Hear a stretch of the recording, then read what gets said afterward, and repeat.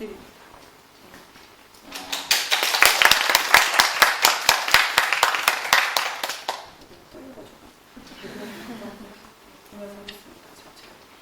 제 소개를 하자면 저는 유튜브 채널 엔드쌤의 사랑방이라는 채널을 통해서 2030 여러분의 관계에 관한 고민을 함께 하고 있고요.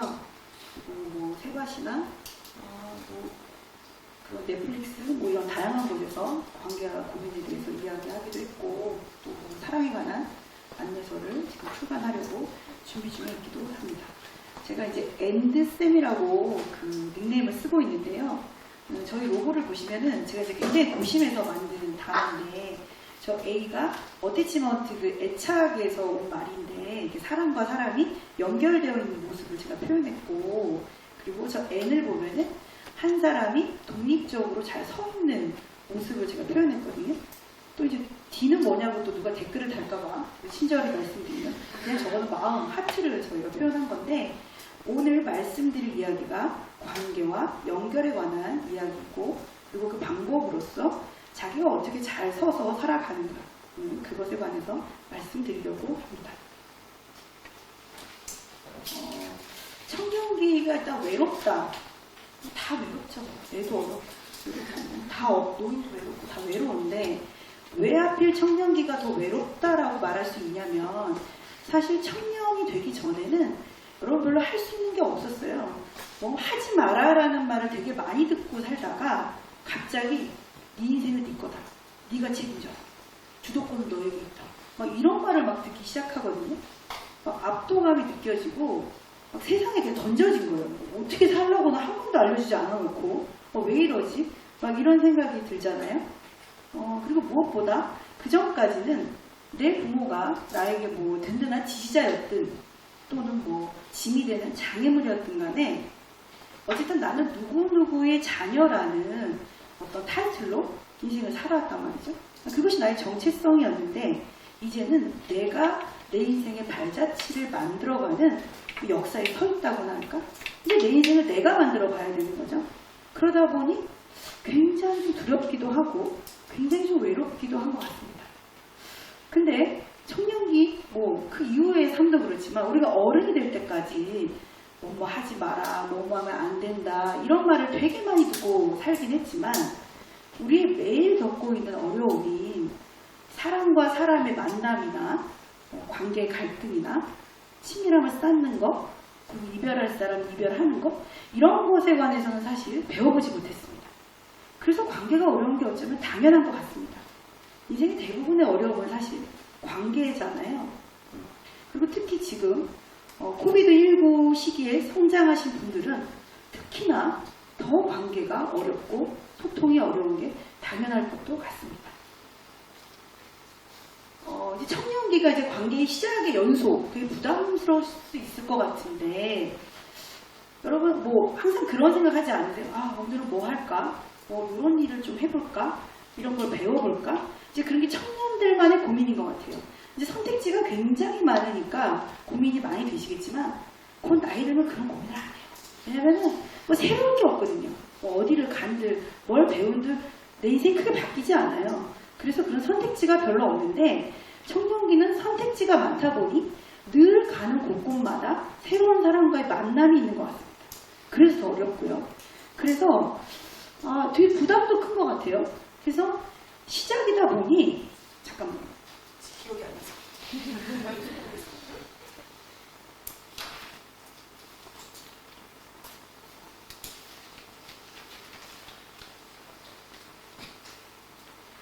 네. 한 번 더 PPT 해주시죠. 네. 근데 이제 나이 들고 보면 인생이 한마디로 말하면 누구와 언제 어떻게 시간을 보내는 문제였겠구나 싶거든요.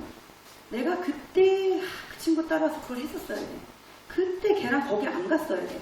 이런 생각을 저는 지금도 종종 하거든요. 지금도 소스라치게 놀라요. 그때 내가 그걸 안 따라갔어야 되는데 인생이 이렇게 꼬였구나. 그렇다면 누구와 어떻게 관계를 맺는다는 것은 정말 중요한 문제가 될 건데요. 여러분이 이제 청년기로서 누구와 함께 어떻게 인생을 걸어가시겠습니까? 청년기는 관계의 시행착오 연속 제가 이렇게 써봤어요. 그러니까 어떻게 보면 처음 하다 보니까 관계를 이제 어른과 어른, 인격과 인격으로서 만나는 게 지금 처음이잖아요. 그 어렸을 때는 사실 학교에 가면 애들이 있어요. 그냥 한 반에 있으면 그래도 말 걸면은 뭐 좀 빌려주고 그냥 한 곳에 있으면 친구라고 하잖아요. 근데 이제 그런 관계 없어요. 이제 친구를 만들려면 의도적으로 연락해야 만날 수 있어요. 그러니까 친구 만들기를 할 줄 알아야 되는 거죠. 관계 만들기를. 근데 처음이다 보니까 당연히 어렵고 당연히 시행착오가 있습니다. 시행착오가 있다는 것도 되게 힘든 문제인데 우리가 계속 관계에서 오해도 많이 생기고 갈등도 생기고 막 배신도 당하고 상처도 받잖아요. 그래서 너무 이제 힘들어지면은 사람들이 관계를 쉰다고요. 휴식기에 들어가요. 그래서 잠수를 타다가 좀 이제 좀 너무 외롭나 하면서 이제 막 연애 어플도 켜보고 이렇게 좀 주기적으로 이렇게 관계를 맺는 사람도 있고 쉬었다가 가는 사람도 있는 것 같은데 이어가봐야 알거든요. 그러니까 시행착오라는 거는 처음부터 잘할 수 없다는 거잖아요. 그러니까 이제 우리가 관계를 처음 하니까 못하는 게 당연하다. 이것을 아는 게 좀 굉장히 중요한 것 같습니다. 선생님 저는 왜 이렇게 못해요? 전 진짜 답을 모르겠어요. 당연히 모르죠. 해본 적이 없고 처음이니까요.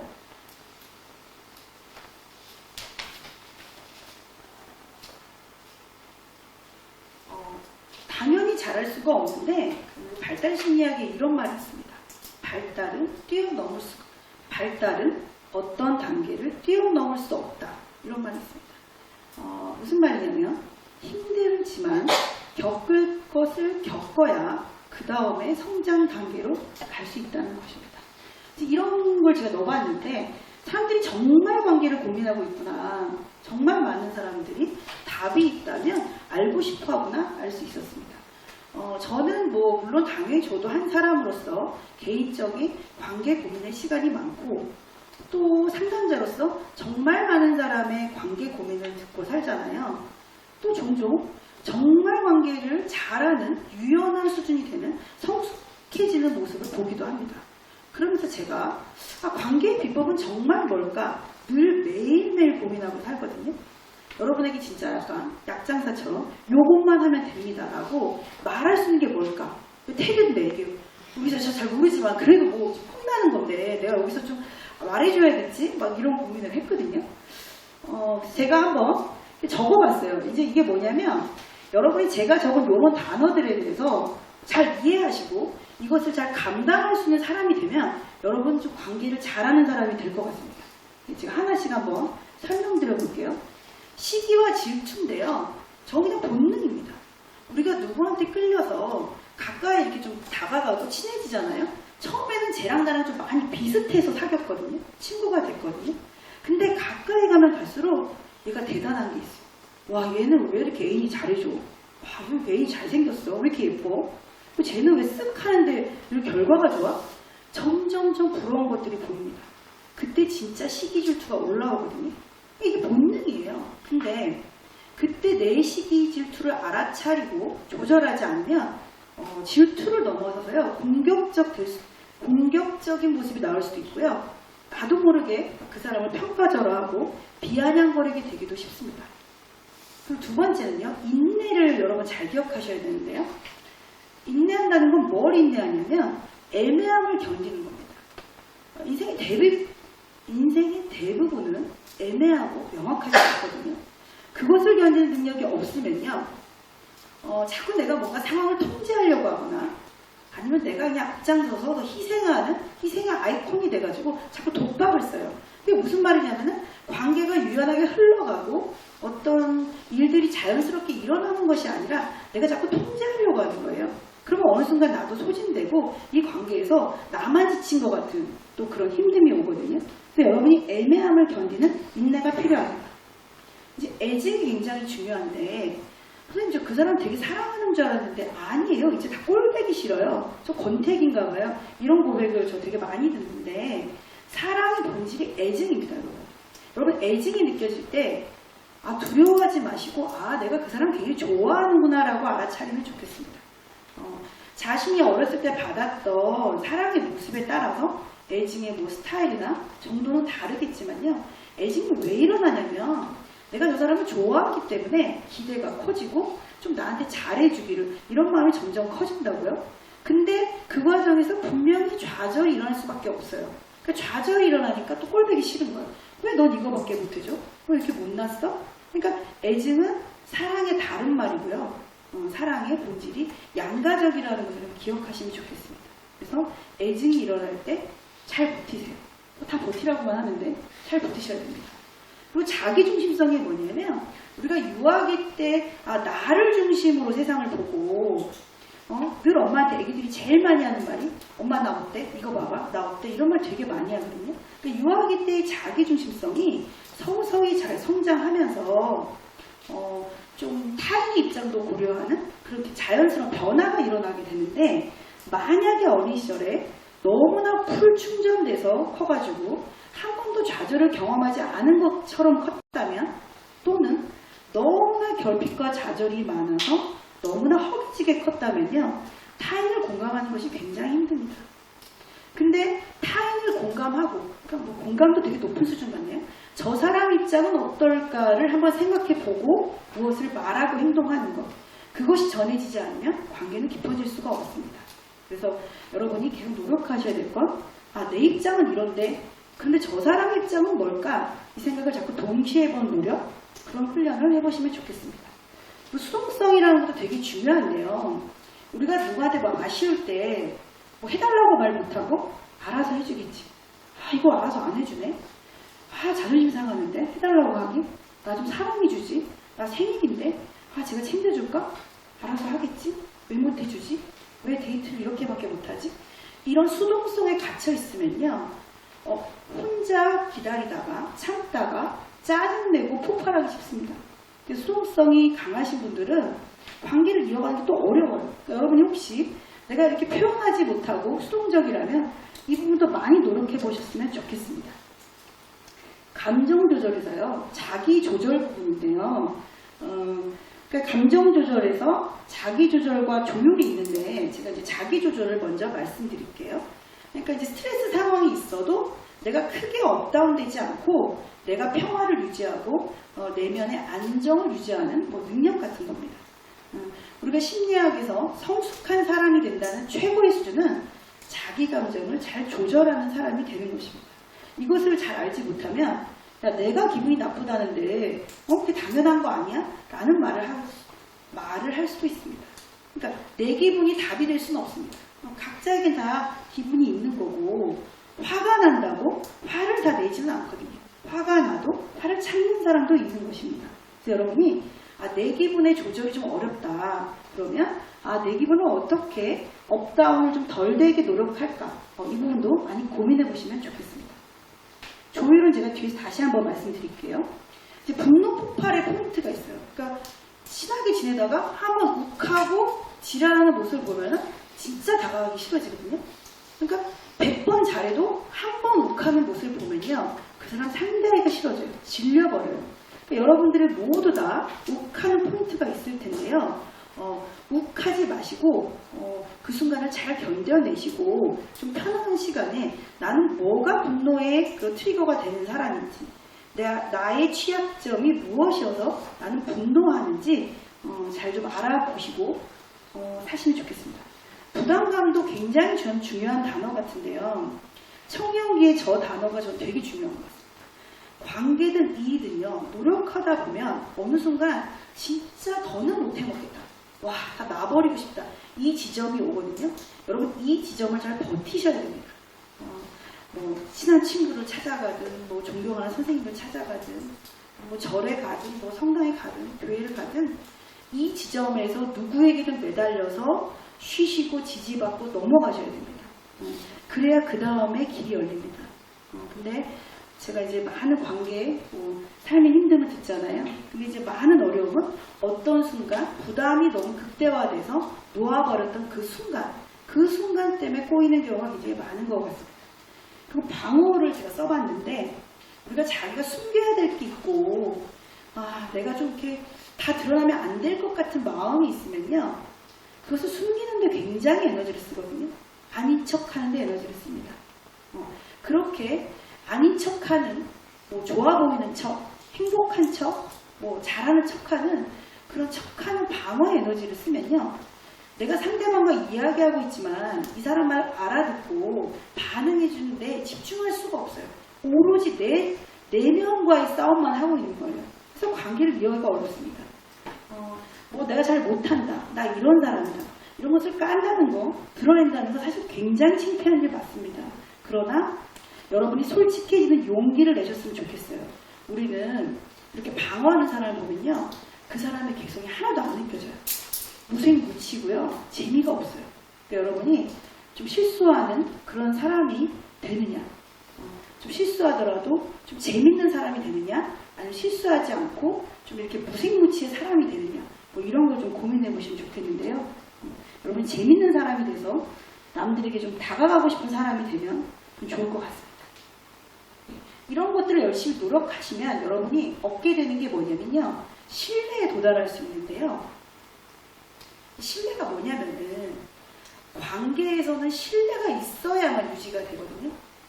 여러분이 이런 모습들과 이런 취약점들과 싸움을 하셔서 좀 더 성숙해지시면요. 다른 사람이 나한테 다가와서 아 너한테는 내가 좀 비밀을 말하고 싶어. 이렇게 나한테 신뢰감을 갖게 될 거거든요. 그럼 다른 사람이 나를 신뢰해주면 내가 그 사람을 믿는 게 좀 쉬워져요. 관계는 신뢰가 확보돼야만 유지됩니다. 왜냐하면 관계를 유지하다 보면은 오해도 생기고 갈등도 생기잖아요. 그때 넘어갈 수 있는 게 그 사람에 대한 신뢰이기 때문입니다. 결국 관계에서는 신뢰를 얻을 수 있어야만 관계를 잘하는 사람이 되는 것 같습니다.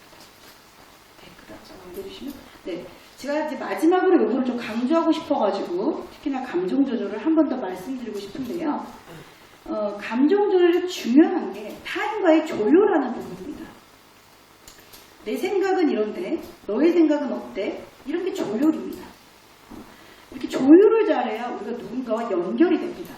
그래서 여러분이 항상 무엇을 할 때 나는 이래 너는 어때? 이런 이야기들을 많이 하면서 관계를 이어가시면 좋겠고요. 좀 더 자세히 말씀드리면 뒤에 이제 요청과 거절하기를 통해서 한번 말씀드려 볼게요. 요청한다는 게 뭐냐면요. 내가 원하는 것을 표현한다는 겁니다. 원하는 것을 표현할 수 있다는 건요. 내가 원하는 것이 무엇인지 자기 목표를 안다는 거고요. 목표를 알고 어떤 것을 선택한다는 것입니다. 하나를 선택했다는 것은 하나를 포기했다는 겁니다. 내가 돈을 선택했으면요. 나의 여가 생활이 있는 워라밸을 포기해야겠죠. 여가 생활이 나한테 중요해라고 선택했으면 돈을 포기하겠죠.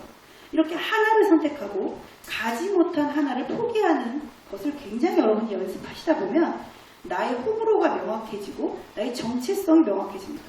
나의 정체성이 명확해져야 상대방한테 존중해달라고 요구할 수 있습니다. 이제 거절하기 위해서는 존중을 요구할 수 있죠. 그리고 존중을 요구하다 보면 내가 유혹에 빠지지 않아요. 여러분 인생에서 진짜 힘든 게 뭐냐면요. 내가 순간 저질렀던 실수, 충동적으로 했던 어떤 행동 하나가 내 인생의 발자취가 돼서요. 결국 내 인생의 발목을 잡습니다. 그래서 여러분 유혹에 빠지지 않고 자신을 정확하게 세우고 그 길을 걸어가는 것, 그것이 굉장히 중요하거든요. 다음. 그래서 결국에 이런 노력들을 하시다 보면 점점 연결을 잘하는 사람, 관계를 잘하는 사람이 되어가실 텐데요. 제가 이거 어느 책에 추천사로 썼던 글인데 이걸 제가 한번 읽어봐 드리면서 강연을 마치겠습니다. 혼자 있는 것은 외롭지만 누군가와 함께하는 것은 두렵고 힘들기 때문에 우리의 관계는 오늘도 제자리 걸음 같습니다. 그래서 자기관리를 빈틈없이 하고 더욱 강한 사람이 되어야 할 것 같죠. 그러나 생각해보면 우리는 강해서 살아나는 것이 아닙니다. 우리 모두는 사실 매우 연약한 존재이고 위기의 순간마다 누군가의 지지와 돌봄으로 살아남았습니다. 그러므로 매일 크고 작은 위기를 겪어내고 있는 우리의 삶에 필요한 것은 연결과 사랑입니다. 저의 이야기는 여기까지입니다. 들어주셔서 감사합니다.